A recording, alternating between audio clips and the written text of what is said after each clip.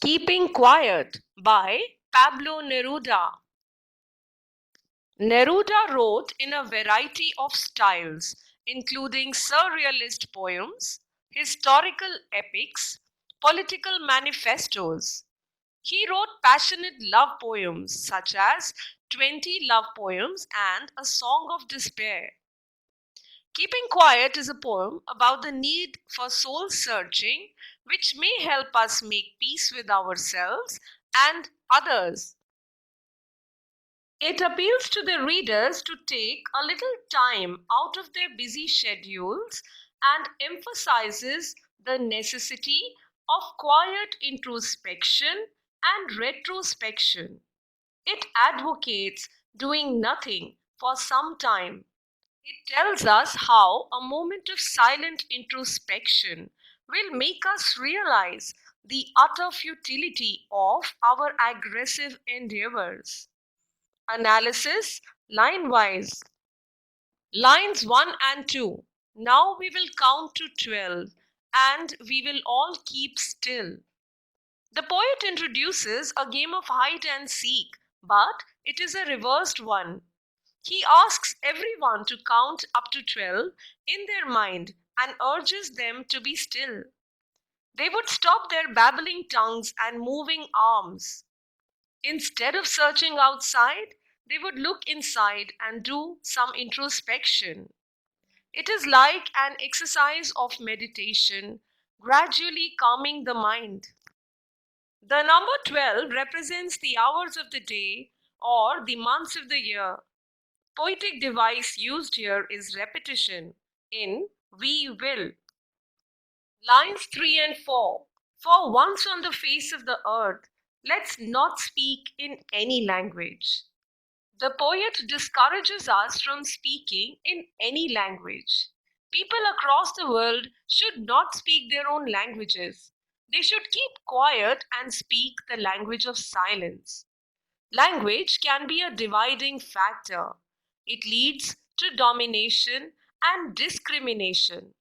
If for some time no one spoke, all discrimination would disappear in the depths of silence. This will bring unity among all human beings on the face of the earth. Poetic device used here is antithesis. Count to 12 and we will all be. Lines 5 and 6. Let's stop for 1 second and not move our arms so much. The poet urges us to stop for 1 second and not move our arms to do any work. He asks us to keep ourselves away from negative aspects. Arms also refers to arms and ammunitions that create violence and disrupt peace and harmony. Unless right thoughts precede actions, differences and unrest will continue to prevail and threaten to tear the fabric of society. Man is a victim of his own doing. Much of the unrest on the face of the earth is a result of his progressive and forward nature. It is a gesture of dictatorship and can be interpreted as his action to dominate others. Poetic device used. Pun. Pun is a word which has two meanings. The word arms.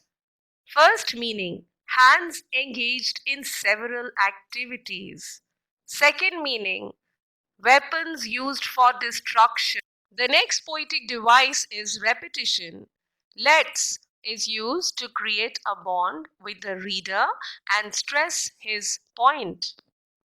Lines 7 and 8. It would be an exotic moment without rush, without engines. When everything will come to a standstill, it will be a rare situation, that is, exotic moment. We are all busy in accomplishing our work and go on rushing in our lives. We should stop engines, referring to industrial activities causing harm to the environment, and stop our personal activities and unite in the one tune of silence. The mechanized modern life saps our physical and mental energy and strips us of our tender human emotions and feelings.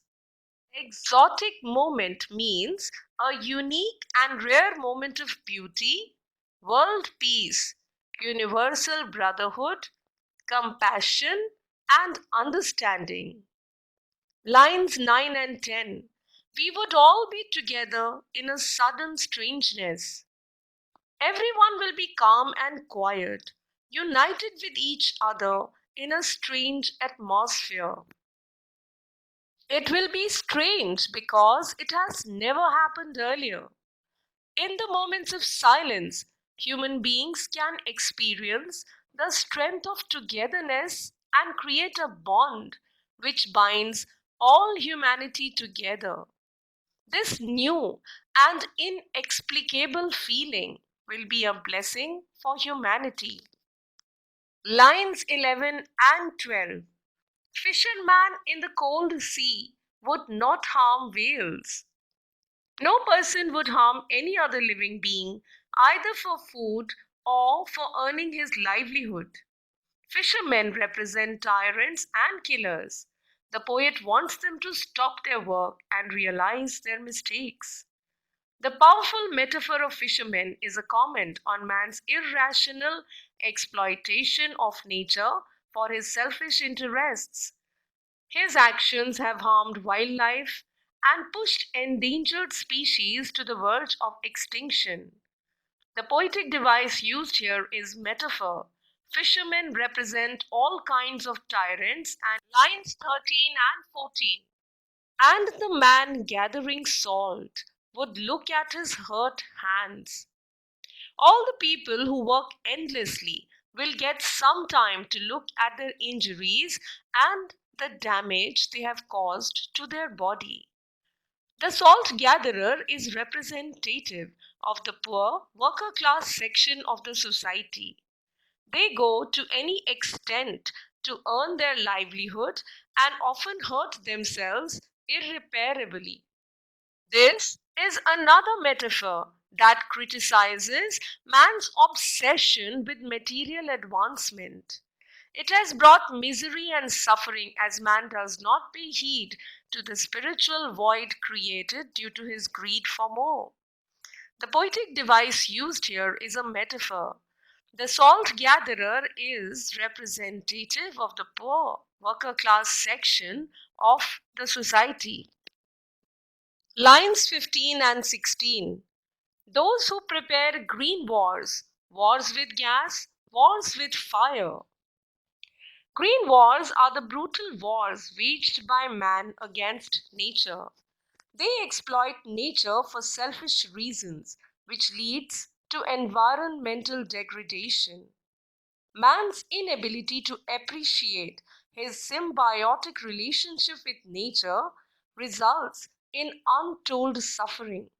And the day is not far when his own actions will threaten him of extinction.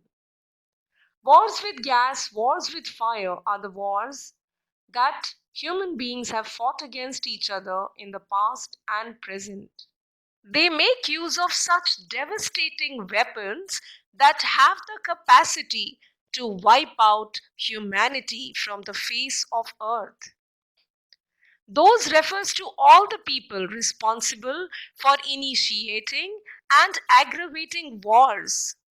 These wars spread mindless violence and cause a colossal wastage of precious human lives, property, sacred values, emotions, and feelings.